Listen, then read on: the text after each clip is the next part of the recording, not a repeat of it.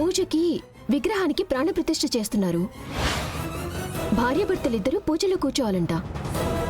ప్రాణప్రతిష్ఠ ఏంటి నిషి? అలా జరగడానికి వీల్లేదు. యువరాజ్, అంటే నేను లేకుండా ఎలా చేస్తున్నారు అంటున్నా. నేను వచ్చే వరకు ఆగమని చెప్పు. ఏంటి నిషి, యువరాజ్ వచ్చే వరకు ఆగమని చెప్తున్నాడా? అవును. ఏంటి పంతులు గారు, మనకంత టైం ఉందా? లేదమ్మా, అరగంటలో రాహుకాలం మొదలవుతుంది. అంతలోపు ప్రాణప్రతిష్ఠ అయిపోవాలి. అయ్యయ్యో నిషి ప్లీజ్, నేను చెప్పేది విను. ఏదో ఒకటి చేసి ప్రాణప్రతిష్ఠ ఆపు. నేను వచ్చాక చేద్దాం. నిష్కా, ఒక నిమిషం ఫోన్ ఇవ్వు. హలో యువరాజ్, మేము పూజ స్టార్ట్ చేస్తాం. మీరు వచ్చి మిడిల్లో జాయిన్ అవ్వండి.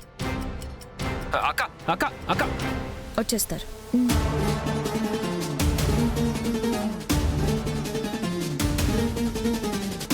పంతులు గారు, మీరు మొదలు పెట్టండి.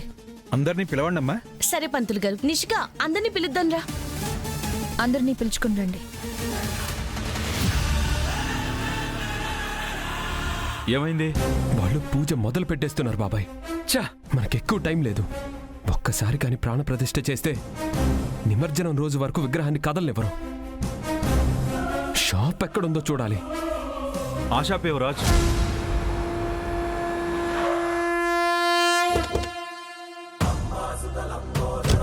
బాబాయ్ రా బాబాయ్. సుముహూర్తకాలే సూర్యాదీనాం నవానాం గ్రహాణాం అత్యంతానుకూల్యత ఫలసిద్ధిరస్తు. అపవిత్ర పవిత్రో వా సర్వావస్థాంగతోపి వా యస్మరేత్ పుండరీకాక్షం సభాభ్యాంతరస్సుచి. ఓం శ్రీమన్మహాగణాధిపతే నమో నమః.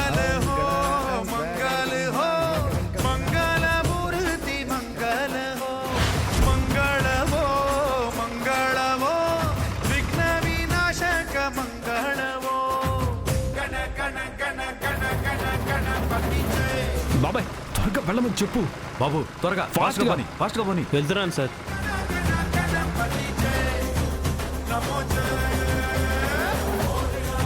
యువరాజ్ వాళ్ళు వచ్చేలోపే ప్రాణప్రతిష్ఠ అయిపోవాలి కేదార్. అప్పుడే మనం డబ్బుని ఇక్కడ లాక్ చేసి వాళ్ళ ఆటని కట్టడి చేయగలుగుతాం. పంతులు గారికి అన్ని చెప్పే తీసుకొచ్చాం దాత్రి. మనం అనుకున్న టైంకి ప్రాణప్రతిష్ఠ అయిపోతుంది. యువరాజ్, నిష్కాకి ఫోన్ చేసి మనం వచ్చేదాకా పూజ ఆపమని చెప్పు.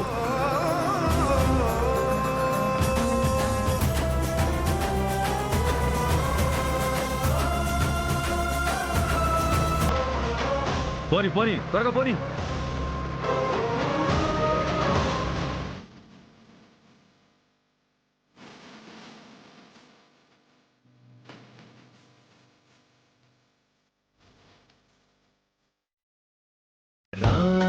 सीताराम सीताराम जय जय राम.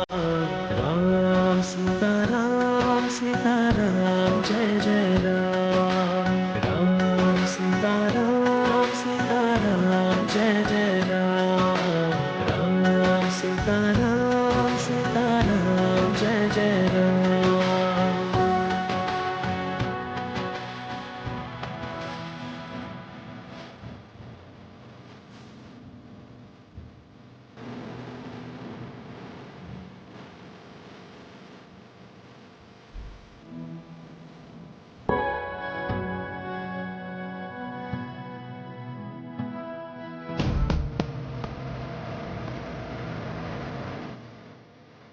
కేదార్,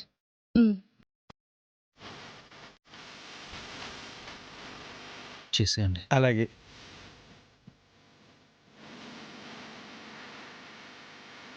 అమ్మా, ఇప్పుడు ప్రాణప్రతిష్ఠ చేద్దాం. అలాగేనండి. నిషి,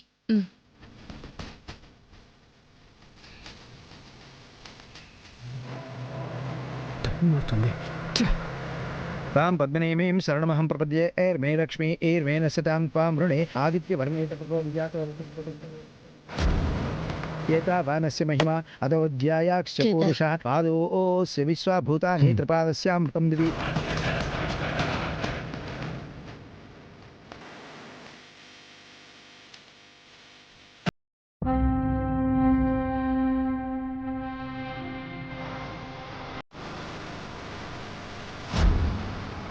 ఓం ఓం తచ్చన్యాయ గణేమహే గాతం యజ్ఞాయ గాతం యజ్ఞపతే వైవీకి స్వస్తిరస్తం స్వస్తిర్మా जय बोलो गणेश महाराज की जय जय बोलो गणेश महाराज की जय जय बोलो गणेश महाराज की जय जय बोलो गणेश महाराज की जय जय बोलो गणेश महाराज की जय जय बोलो गणेश महाराज की जय गणेश महाराज की जय नलिनीं सोम्यस्यां चन्द्राय बोलो गणेश महाराज की जय जय बोलो गणेश महाराज की जय जय गणेश जय बोलो गणेश महाराज की जय అమ్మా విగ్రహ ప్రతిష్ఠ పూర్తయింది. ఇప్పుడు ఇక వినాయక పూజ మొదలు పెడదాం. ఓం వాసుదేవాయ విద్మహే సుధా ఆగండి.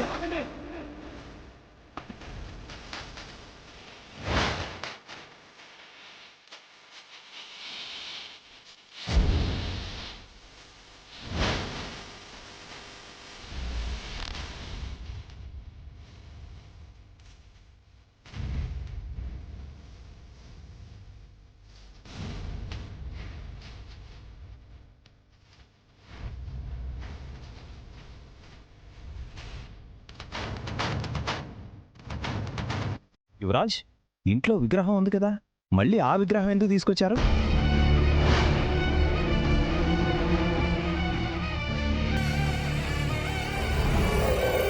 ఆ విగ్రహం ఇక్కడ పెట్టి ఈ విగ్రహం తీసుకెళ్ళడానికి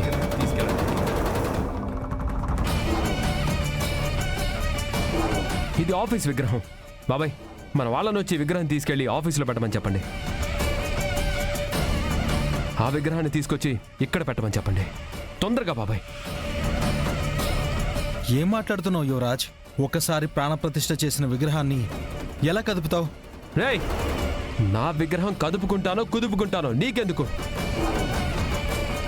పెద్దలు పిల్లలు ఉన్న ఇల్లేది యువరాజ్. పద్ధతులు పట్టింపులని కొన్నుంటాయి. ఒకసారి ప్రాణప్రతిష్ఠ జరిగిన విగ్రహాన్ని కదిలించకూడదు. అది మన ఆచారం. ఆచారాన్ని కాదంటే అపచారం జరుగుతుంది. ఈ అమ్మి చెప్తా ఉండేది నిజమే రాబోడా. ఈ ప్రాణ ప్రతిష్ఠ నేను ఒప్పుకోనమ్మా. అయినా ఇది మనదా కాదా అని కొంచెం కూడా ఆలోచన లేకుండా పూజలు చేసేస్తారా? ఈ విగ్రహం మందే కదా అన్నయ్య. మనది కాదు. నాది. నా కోసం నేను కొన్న విగ్రహం. అయినా అలాంటి విగ్రహమే కదా అది పెట్టుకొని దీన్ని ఇచ్చేయండి. ఆఫీస్ దగ్గర పెట్టాలి. కాచి కన్ఫామ్గా మేన 2 ఇళ్ళు పెట్టేశాడే. ఈ విగ్రహం ఆ ఇంట్లోదే అనుకుంటా. అందుకే మింగలేక కక్కలేక ఇలా పిచ్చివాగుడు వాగుతున్నట్టున్నాడు. మా అన్నయ్య నీళ్ళంటోడు అనుకున్నావా 10 ఇల్లులు పెట్టడానికి? రేయ్, ఏమైందిరా నీకు? ఏదేదో మాట్లాడుతున్నావు? అయినా 2 ఒకేలా ఉన్న విగ్రహాలు కదా, అదే తీసుకెళ్ళి ఆఫీసులో పెట్టు. ఒకటే కాదు నాన్న. ఈ విగ్రహం వేరు, ఆ విగ్రహం వేరు.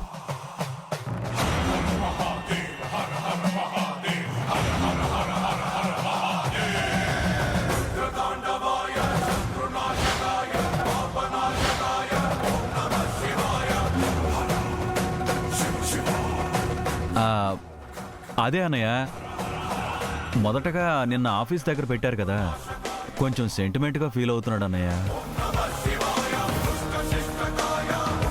నిషిక అడిగిందని వాడే ఇంటికి తీసుకొచ్చాడు కదా బాబాయ్. మళ్ళీ ఇలా మాట్లాడుతున్నాడేంటి? నేనెందుకు తీసుకొస్తానక్క? ఎలా వచ్చిందో నాకు కూడా తెలీదు.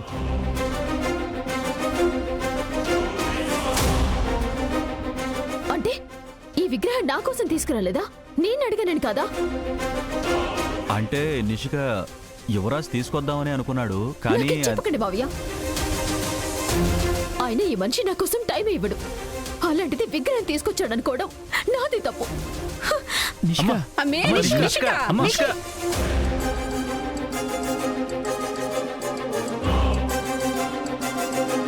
ఏంది రాబోడా, పండగ పూట ఇట్ట అమ్మని ఏడిపిస్తా ఉండవు.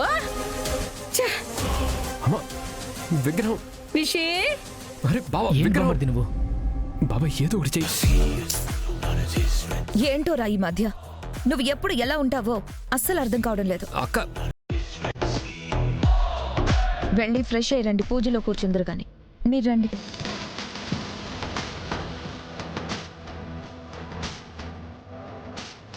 ఆటిప్పుడే కదా యువరాజ్ మొదలైంది, అప్పుడే అంత డీలా పడిపోతే ఎలా?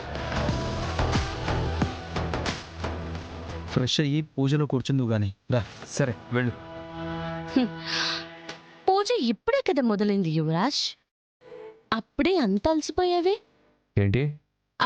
అదే పూజ మొదలవుతుంది, వెళ్ళి ఫ్రెష్ అయ్యారండి అంటున్నాను.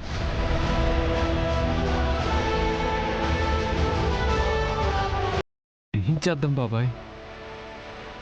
ఇప్పుడు ఆ మీనానికి ఏం చెప్తావురా? చెప్పక ఏం చేస్తాను? ఏదో ఒకటి చెప్తాను.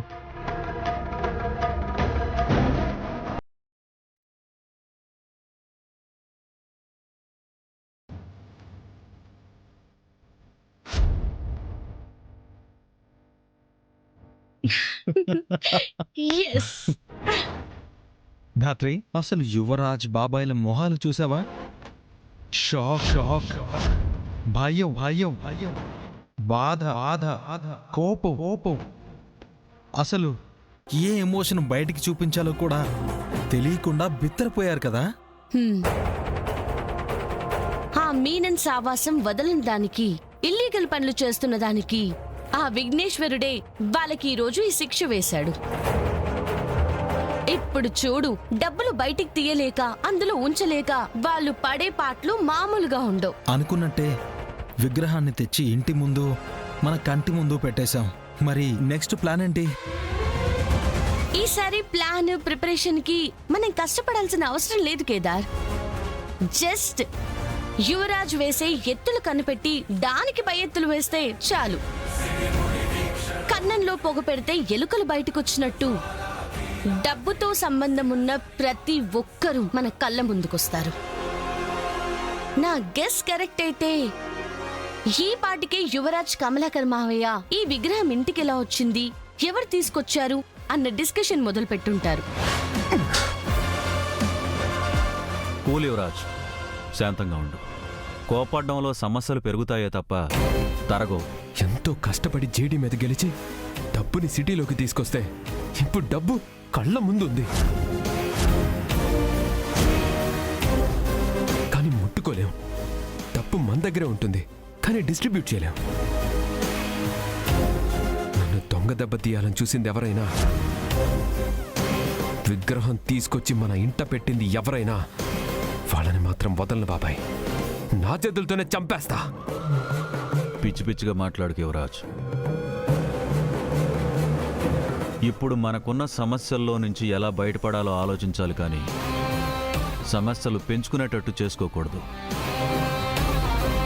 ముందా డబ్బు విగ్రహంలో ఉండటం సేఫ్ కాదు. మనం ఎలా అయినా ఎవ్వరికంటా పడకుండా డబ్బును తీసేయాలి. అంటే డబ్బును తీయడానికి సిద్ధపడిపోయి ఉంటారు. సో నెక్స్ట్ మీనన్కి ఫోన్ చేసి విషయం చెప్తారన్నమాట. నేను మాటిస్తున్నాను భాయ్, ప్రాబ్లం లేకుండా డబ్బును తీసి మన ఏజెన్సీకి పంపించే బాధ్యత నాది. నీ మాట నాకెందుకు యువరాజ్? నేను మనీని తప్ప మనుషుల్ని నమ్మను. నాకు పైసా నష్టం వచ్చినా ప్రాణం తీస్తానని తెలుసు కదా. తెలుసు భాయ్, తెలుసు. జాగ్రత్త యువరాజ్. నీకు కూడా తెలియకుండా విగ్రహం మీ ఇంటికి వచ్చిందంటే ఇదంతా ఎవరో కావాలని చేసిన పనిలా ఉంది. వాళ్ళకి కానీ విగ్రహంలో డబ్బులున్న విషయం తెలుసుంటే ఇంత కష్టం వృధా అయిపోతుంది. ఏ ప్రాబ్లం రాకుండా నేను డీల్ చేస్తాను భాయ్. ఇంకా పోస్టింగ్ అయిపోయింది కాబట్టి ప్లానింగ్ మొదలు పెడతారు. దాన్ని తిప్పికొట్టే ప్లాన్ మనం వేద్దాం.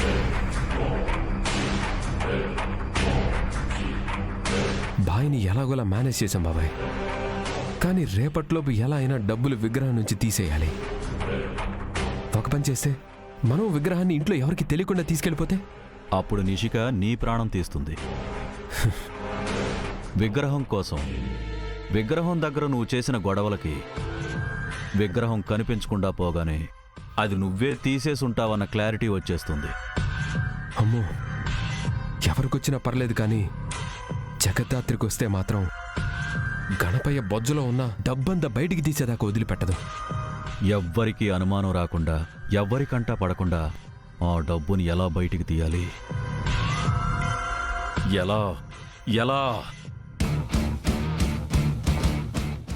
ఐడియా బాబాయ్. రాత్రి అందరూ పడుకున్నాక దేవుడి దగ్గర ఎవ్వరూ లేని టైం చూసి డబ్బులు తీసేస్తే విగ్రహం ఇంటి ముందే ఉంటుంది, మన పని అయిపోతుంది. మంచి ఐడియారా. ఇలా అయితే మూడో కంటికి తెలియకుండా కోట్ల డబ్బు దొంగ నోట్లను సర్దేయచ్చు. అక్క, జగదాత్రి, కేదార్లు విగ్రహం చుట్టుపక్కల ఉన్న డేంజరే. రాత్రి వరకు మనం విగ్రహం దగ్గరికి రానివ్వకుండా చూసుకుంటే చాలు, పని అయిపోతుంది బాబాయ్.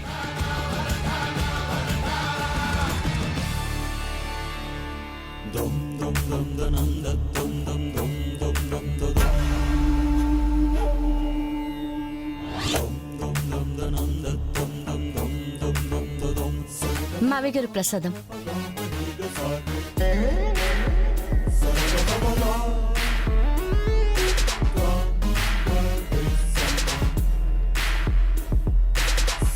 ఏమైంది నిషి?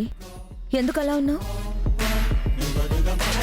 యువరాజ్ విగ్రహం తన కోసం తెచ్చాడని సంబరపడిపోయింది కదా వదినా. ఇప్పుడు తన కోసం తీసుకురాలేదని తెలిసి బాధపడుతుంది. నాకొద్దు. అబ్బోడు ఊరికి నిన్నట్ట ఉడికించడానికి చెప్పుండాడమ్మి.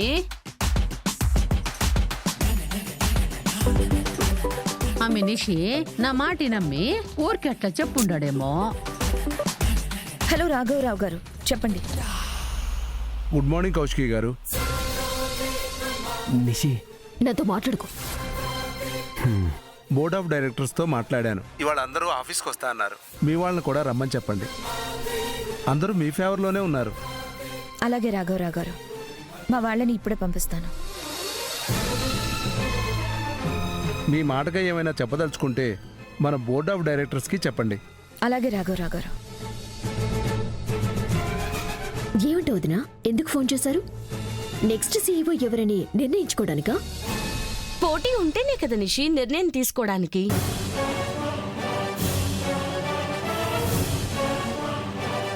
అయినా వదిన కాకుండా ఆ కుర్చీలో వేరే వాళ్ళు కూర్చునే ప్రస్తావనే లేనప్పుడు ఇక వదిన తర్వాత ఎవరు అనే చర్చ అనవసరం అనుకుంటా.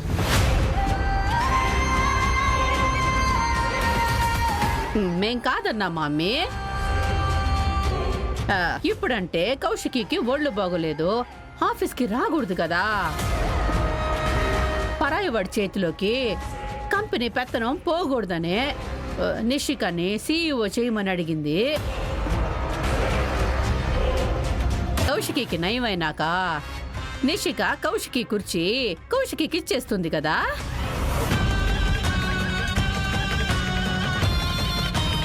నాకు తెలిసినంత వరకు వజ్రపాటి గ్రూప్ ఆఫ్ ఇండస్ట్రీస్కి సీఈఓ అంటే అదొక పదవి మాత్రమే కాదు, బాధ్యత పిన్ని.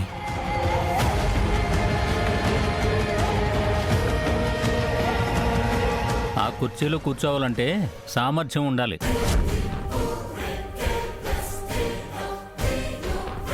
సరదా పడ్డారని ఎవరిని పడితే వాళ్ళని తీసుకొచ్చి కూర్చోబెడితే సర్దుకొని ఇంటికి రావాల్సి ఉంటుంది. చాలా బాగా చెప్పారు మావయ్య. మేము ఎవరు పడితే వాళ్ళము, వాళ్ళేమో మీ వాళ్ళు, అంతే కదా నిషి. మావయ్య గారు అలా అనలేదు. నువ్వు మాట్లాడుకో. అయినా నీకు కావాల్సింది కూడా ఇదే కదా. నా ఇంట్లో మా మావయ్య గారితో నన్ను పరాయిదాన్నని చెప్పించేశాం.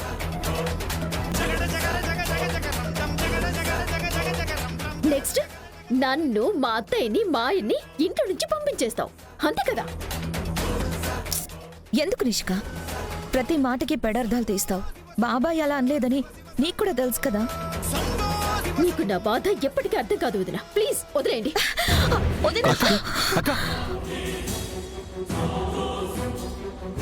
కూర్చో అక్క, కూర్చో.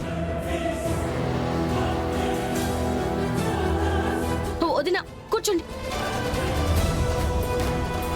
ఏం కాలేదు కదా, మీరు బానే ఉన్నారు కదా?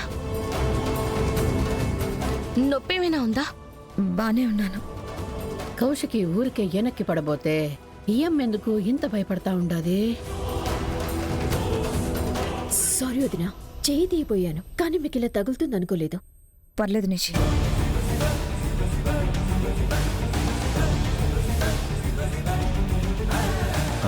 కౌశికి, రాఘవరావు గారు ఫోన్ ఎందుకు చేశారు? 2 months టైం అడిగాం కదా బాబాయ్, దాని గురించి బోర్డ్ ఆఫ్ డైరెక్టర్స్తో మీటింగ్ ఉందట, రమ్మని చెప్పి కాల్ చేశారు.